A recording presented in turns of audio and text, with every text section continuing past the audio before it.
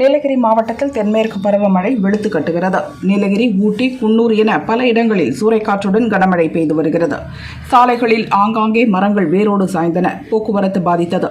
ஹில்க்ரோ orderly பகுதியில் நேற்றிரவு திடீரென மண் சரிவு ஏற்பட்டு மலை ரயில் தண்டவாளம் சேதமடைந்தது.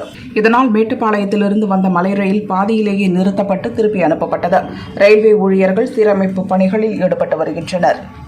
தொடர்ந்து மழை பெய்து வருவதால் சீரமைப்பு பணிகளில் தொய்வு ஏற்பட்டுள்ளது. அதே நேரத்தில் நீலகிரி மாவட்டத்துக்கு வானிலை ஆய்வு மையம் கனமழை எச்சரிக்கை விடுத்துள்ளது.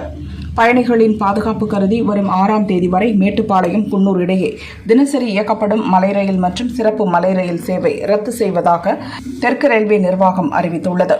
இந்த அறிவிப்பால் மேட்டுப்பாளையம் ரயில் நிலையத்திலிருந்து வருத்தத்துடன் சுற்றுலா பயணிகள் திரும்பிச் சென்றனர்.